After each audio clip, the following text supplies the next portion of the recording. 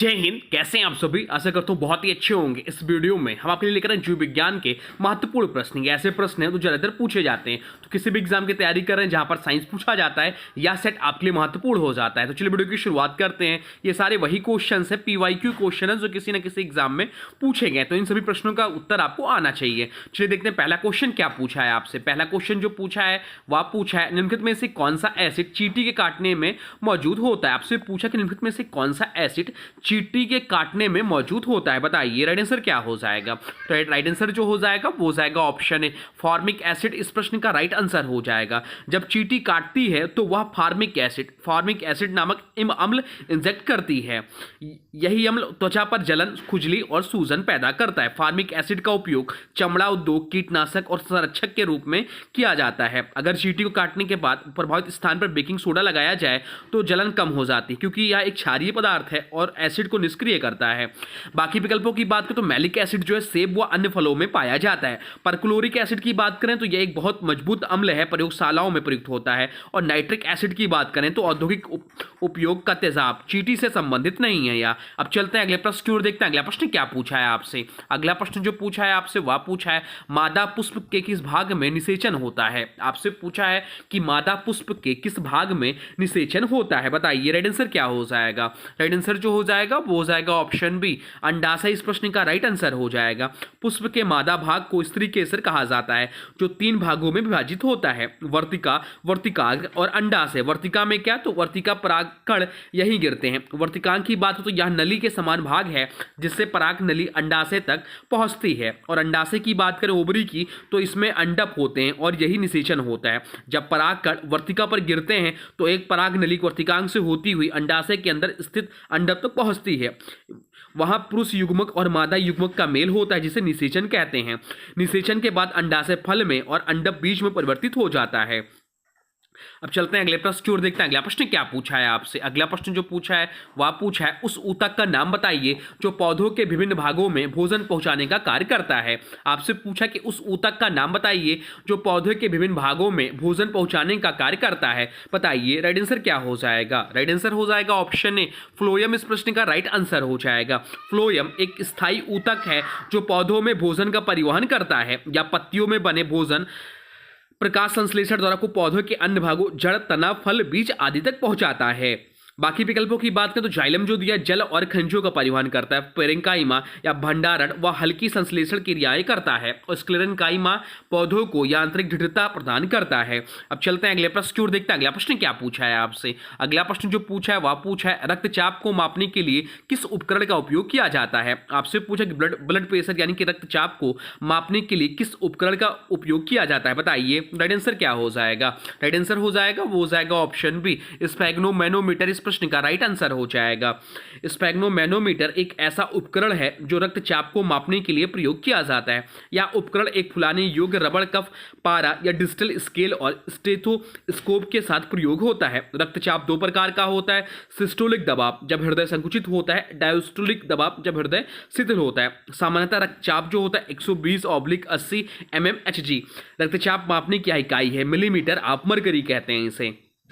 बाकी विकल्पों की बात करें तो ग्लूकोमीटर रक्त में शर्करा मापने के लिए प्रयोग होता है, थर्मोमीटर शरीर का तापमान मापने के लिए होता है और लैक्टोमीटर दूध की शुद्धता या घनत्व मापने के लिए इसका प्रयोग होता है। अब चलते हैं अगले प्रश्न की ओर, देखते हैं अगला प्रश्न क्या पूछा है आपसे। अगला प्रश्न जो पूछा है वह पूछा है कीड़ों के अध्ययन को क्या कहा जाता है। आपसे पूछा है कि कीड़ों के अध्ययन को क्या कहा जाता है, बताइए राइट आंसर क्या हो जाएगा। राइट आंसर हो जाएगा ऑप्शन सी, एंटोमोलॉजी। एंटोमोलॉजी इस प्रश्न का राइट आंसर हो जाएगा। एंटोमोलॉजी वह विज्ञान है जिसमें कीड़ों का अध्ययन किया जाता है। इसमें कीड़ों की संरचना, वर्गीकरण, जीवन चक्र, व्यवहार और पर्यावरणीय भूमिका का अध्ययन शामिल है या जूलॉजी की एक शाखा है। कीट वैज्ञानिक को एंटोमोलॉजिस्ट कहा जाता है।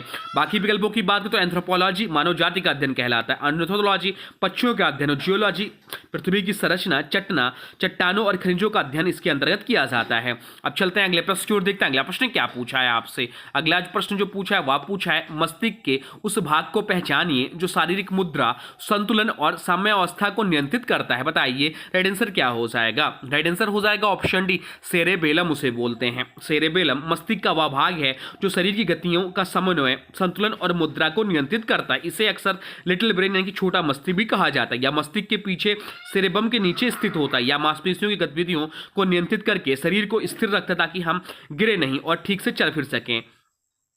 अब चलते हैं अगले प्रश्न की ओर, देखते हैं अगला प्रश्न क्या पूछा है आपसे। अगला प्रश्न जो पूछा है वह पूछा है निम्नलिखित में से कौन सा एक रक्त समूह सार्वभौमिक प्राप्तकर्ता कहलाता है? आपसे पूछा है कि निम्नलिखित में से कौन सा रक्त समूह सार्वभौमिक प्राप्तकर्ता कहलाता है? बताइए राइट आंसर क्या हो जाएगा? राइट आंसर हो जाएगा option A, blood group A B. A B रक्त समूह को सार्वभौमिक प्राप्तकर्ता यानी कि यूनिवर्सल रिसिपिएंट कहा जाता है, क्योंकि इसमें रक्त के कोई भी एंटीबॉडी नहीं होती, इसलिए किसी भी रक्त समूह ए बी और ओ से रक्त प्राप्त कर सकता है। विशेष रूप से ए बी पॉजिटिव जो है, ए बी पॉजिटिव रक्त समूह वाला व्यक्ति सभी आरएच प्रकारकों से भी रक्त ले सकता है।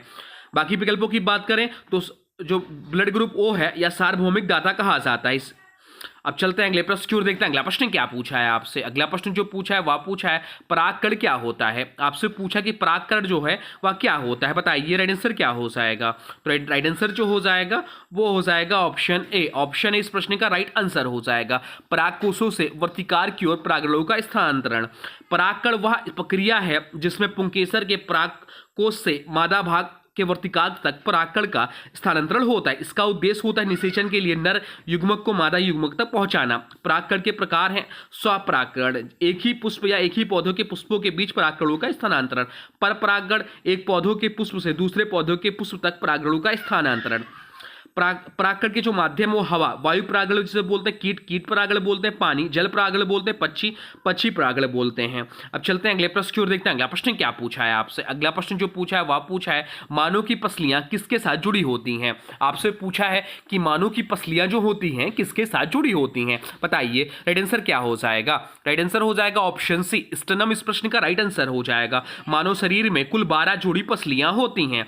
इनमें से पहली 7 जोड़ियां सीधे स्टर्म या वक्षास्थि से जुड़ी होती हैं। अगली 3 जोड़ियां अप्रत्यक्ष रूप से स्टर्नम से जुड़ी होती हैं। अंतिम 2 जोड़ियां किसी भी अस्थि से नहीं जुड़ी होती, केवल रीढ़ की हड्डी से जुड़ी रहती हैं।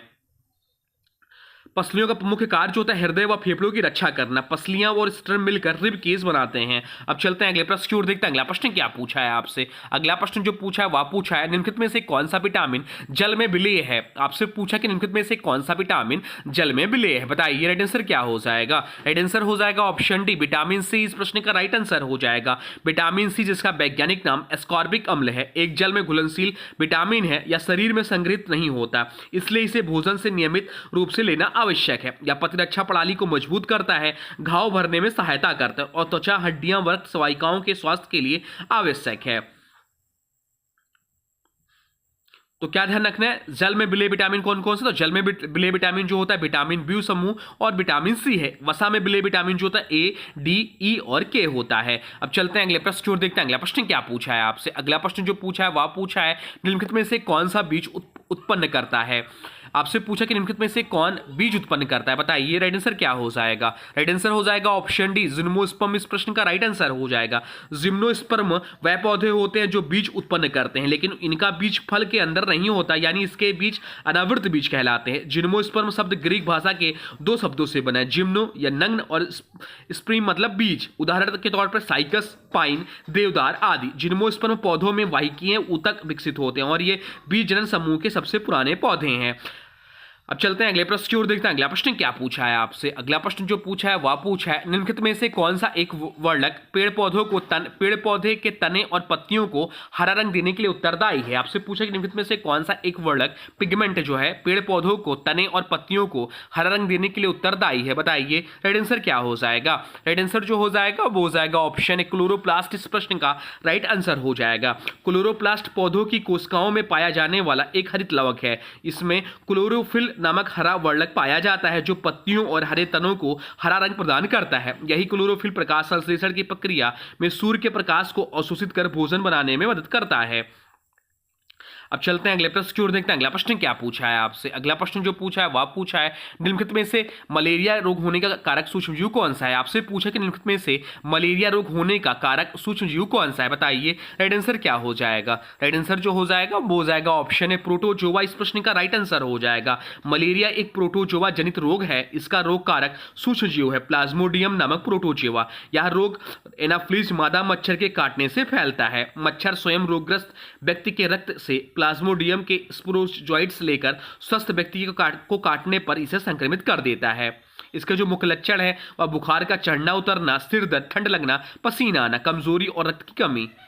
बाकी विकल्पों की बात करें तो वायरस जो है जैसे डेंगू, चिकनगुनिया आदि में भूमिका निभाते हैं। जीवाणु जैसे टाइफाइड, हैजा, निमोनिया आदि रोग उत्पन्न करते हैं। कवक जैसे रिंगवर्म, दाद आदि त्वचा रोग का कारण करता है। तथा मलेरिया का कारण प्रोटोजोआ प्लाज्मोडियम है।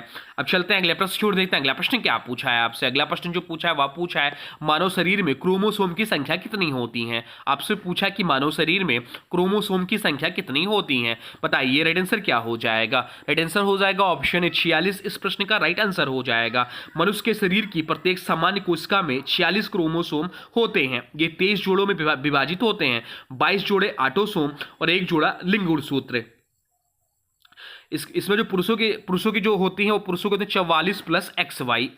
ये पुरुषों के गुणसूत्र होते हैं। महिलाओं के जो गुणसूत्र होते हैं 44 प्लस XX, यानी कि पुरुषों में XY गुणसूत्र पाया जाता है और महिलाओं में XY XX गुणसूत्र पाया जाता है। कुल मिलाकर 46 होते हैं, 23 जोड़े होते हैं। अब चलते हैं अगले प्रश्न की ओर, देखते हैं अगला प्रश्न क्या पूछा है आपसे। अगला प्रश्न जो पूछा है वह पूछा है मानव शरीर में सबसे छोटी ग्रंथि कौन सी है। आपसे पूछा कि मानव शरीर में सबसे छोटी ग्रंथि यानी कि स्मॉलेस्ट ग्लैंड कौन सी है, बताइए राइट आंसर क्या हो जाएगा। राइट आंसर जो हो जाएगा वो हो जाएगा ऑप्शन सी पिट्यूटरी ग्रंथि। इस प्रश्न का राइट आंसर हो जाएगा। पिट्यूटरी ग्रंथि को मास्टर ग्लैंड, प्रधान ग्रंथि भी कहा जाता है क्योंकि यह शरीर की लगभग सभी अन्य अंतःस्रावी ग्रंथियों को नियंत्रित करती है। यह आकार में बहुत छोटी, लगभग मटर के दाने जितनी होती है, इसलिए इसे मानव शरीर की सबसे छोटी ग्रंथि माना जाता है। या मस्तिष्क के आधार में हाइपोथैलेमस के नीचे स्थित होती है। या विकास हार्मोन, थायराइड उत्तेजक हार्मोन, पुलेक्ट्रिन, एंडोक्ट्रोपिक हार्मोन आदि का स्त्राव करती है। पिट्यूटरी ग्रंथि या जो हार्मोन नियंत्रण व विकास करती है सबसे छोटी ग्रंथि होती है। लीवर की बात करें तो पाचन व रासायनिक क्रियाएं को करती है, सबसे बड़ी ग्रंथि होती है। थायराइड मेटाबॉलिज्म नियंत्रित करती, गर्दन में स्थित होती है। लार ग्रंथि लार बनाती, मुख में स्थित है। इसलिए मानव शरीर की सबसे छोटी ग्रंथि जो होती है पिट्यूटरी ग्रंथि है। अब चलते हैं अगले प्रश्न की ओर, देखते हैं अगला प्रश्न क्या पूछा है आपसे। अगला प्रश्न जो पूछा है वह पूछा है कैल्सीफेरॉल किस विटामिन का रासायनिक नाम है। आपसे पूछा है कि कैल्सीफेरॉल जो है किस विटामिन का रासायनिक नाम है, चलिए बताइए राइट आंसर क्या हो जाएगा। राइट आंसर हो जाएगा ऑप्शन डी विटामिन डी। इस प्रश्न का राइट आंसर हो जाएगा कैल्सीफेरॉल विटामिन डी का रासायनिक नाम है। यह शरीर में कैल्शियम और फास्फोरस के अवशोषण में सहायता करता है, जिससे हड्डियां और दांत मजबूत बनते हैं। विटामिन डी को सनशाइन विटामिन भी कहा जाता है क्योंकि यह त्वचा में सूर्य की पराबैंगनी किरणों की उपस्थिति में बनता है। विटामिन डी की कमी से जो रोग होते हैं, रिकेटस रोग होता है बच्चों में हड्डियां कमजोर व मुड़ी हुई होती हैं। ऑस्टियोमलेशिया बड़ों में होता है, वयस्कों में होता है, हड्डियों का नरम होना होता है। बाकी विकल्पों की बात करें तो विटामिन ए जिसका रासायनिक नाम होता है रेटिनॉल। विटामिन बी या कई प्रकार के होते हैं, बी कॉम्प्लेक्स होते हैं जैसे vitamin B1 thiamine, vitamin B2 riboflavin आदि। और विटामिन सी इसका रासायनिक नाम होता है एस्कॉर्बिक एसिड। अब एग्जाम में क्वेश्चन बनता है विटामिन सी की कमी से जो होता है रोग, स्कर्वी नामक रोग होता है। अब चलते हैं अगले प्रश्न की ओर, देखते हैं अगला प्रश्न क्या पूछा है आपसे। अगला प्रश्न जो पूछा है वह पूछा है पेट में भोजन को पचाने के लिए निम्नलिखित में से किसकी आवश्यकता विशेष रूप से होती है। आपसे पूछा कि पेट में भोजन को पचाने के लिए निम्नलिखित में से किसकी आवश्यकता विशेष रूप से होती है, बताइए राइट आंसर क्या हो जाएगा। राइट आंसर जो हो जाएगा वो हो जाएगा ऑप्शन सी एंजाइम। इस प्रश्न का राइट आंसर हो जाएगा एंजाइम शरीर में होने वाली रासायनिक क्रियाओं को तीव्र करने वाले जैव उत्प्रेरक हैं। पाचन की प्रक्रिया में भोजन को छोटे सरल और घुलनशील अणुओं में तोड़ते हैं ताकि शरीर इन्हें अवशोषित कर सके। पेट में मुख्य रूप से गैस्ट्रिक जूस में उपस्थित पेप्सिन नामक एंजाइम प्रोटीन को अमीनो अम्लों में तोड़ता है। इसके अतिरिक्त हाइड्रोक्लोरिक अम्ल HCl भोजन को कीटाणु रहित करता है और एंजाइमों को सक्रिय करता है। अब चलते हैं अगले प्रश्न की ओर, देखते हैं अगला प्रश्न क्या पूछा है आपसे। अगला प्रश्न जो पूछा है वह पूछा है तत्काल ऊर्जा प्राप्त करने के लिए एक एथलीट को क्या खाना चाहिए। आपसे पूछा कि तत्काल ऊर्जा इंस्टेंट एनर्जी प्राप्त करने के लिए एक एथलीट को क्या लेना चाहिए, बताइए राइट आंसर क्या हो जाएगा। राइट आंसर जो हो जाएगा वो हो जाएगा ऑप्शन है कार्बोहाइड्रेट। इस प्रश्न का राइट आंसर हो जाएगा कार्बोहाइड्रेट शरीर की मुख्य ऊर्जा प्रदान करने वाली पोषक तत्व हैं। इन्हें शरीर शीघ्रता से ग्लूकोज में तोड़ देता है, जिससे तुरंत ऊर्जा प्राप्त होती है। यही कारण है कि एथलीट, खिलाड़ी या दौड़ने वाले व्यक्ति खेल से पहले और बाद में ग्लूकोज, स्पोर्ट्स ड्रिंक या केले जैसे कार्बोहाइड्रेट पदार्थ लेते हैं। 1 ग्राम कार्बोहाइड्रेट से लगभग 4 किलो कैलोरी ऊर्जा मिलती है।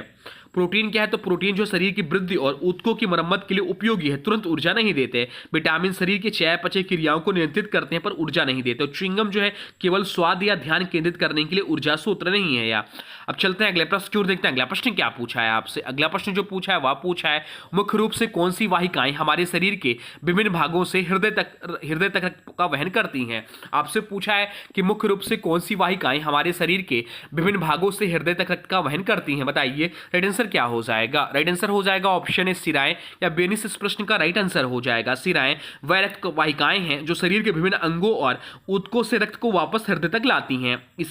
इनसे बहने वाला रक्त सामान्यतः ऑक्सीजन रहित होता है। एकमात्र अपवाद है फुसफुसीय शिरा, जो ऑक्सीजन युक्त रक्त को फेफड़ों से हृदय तक लाती हैं। शिराओं में वाल्व होते हैं जो रक्त को एक ही दिशा में प्रवाहित करते हैं और वापस बहने से रोकते हैं। धमनियां जो होता है वह हृदय से शरीर ऑक्सीजन युक्त रक्त ये स्थानांतरित करती है, सिवाय पल्मोनरी आर्टरी के। और शिराएं जो थी शरीर से हृदय ऑक्सीजन रहित रक्त ले जाती हैं, सिवाय पल्मोनरी वेन के। अब चलते हैं अगले प्रश्न की ओर, देखते हैं अगला प्रश्न क्या पूछा है आपसे। अगला प्रश्न जो पूछा है वह पूछा है, शरीर में ब्लड बैंक किसे कहा जाता है? आपसे पूछा है कि शरीर में ब्लड बैंक किसे कहा जाता है, बताइए। राइट आंसर क्या हो जाएगा? राइट आंसर हो जाएगा ऑप्शन स्प्लीन को कहा जाता है। स्प्लीन, जिसे प्लीहा या तिल्ली भी बोलते हैं, को शरीर का ब्लड बैंक कहा जाता है। या शरीर में रक्त का भंडारण और रक्त की शुद्धि करने का कार्य करती है। या पुरानी और मृत लाल रक्त कोशिकाओं को नष्ट करती है तथा नई रक्त कोशिकाओं के निर्माण में भी सहायक होती हैं। स्प्लीन प्रतिरक्षा तंत्र को भी एक महत्वपूर्ण अंग है या रोग जनकों से शरीर की रक्षा करता है। इसका मुख्य कार्य क्या है? तो इसका प्रमुख कार्य जो है रक्त का भंडारण, पुरानी आरबीसी का विनाश, नई लसिकाणुओं का निर्माण, संक्रमण से रक्षा। बाकी विकल्पों की बात करें तो यकृत जो है शरीर की रासायनिक फैक्ट्री कहलाता है। हृदय रक्त पंप करता है, भंडारण नहीं करता। तो ये रहे आपके टॉप बायोलॉजी क्वेश्चन जो आपके एग्जाम के लिए महत्वपूर्ण है। अब आज की वीडियो से प्रश्न है, इसका राइट आंसर आप लोग को कमेंट बॉक्स में बताना है। आज की वीडियो से प्रश्न है, कीड़ों के अध्ययन को क्या कहा जाता है? आपसे पूछा कि कीड़ों के अध्ययन को क्या कहा जाता है। इसके बारे में जो भी कुछ जानते हो कमेंट बॉक्स में लिख दीजिए, और जो विकल्प भी दिया है इसको भी एक्सप्लेन कर दिए, लिखने से आपको याद होता है। और हाँ देखिए, अभी तक आपने वीडियो को लाइक नहीं किया तो प्लीज वीडियो को लाइक कर दीजिए, वीडियो को किसी स्टडी ग्रुप में शेयर कर दीजिए, और चैनल पर नया चैनल को सब्सक्राइब भी कर लीजिए। तो चलिए मिलते हैं एक नए वीडियो में, तब तक के लिए thanks for watching railway exam target channel को।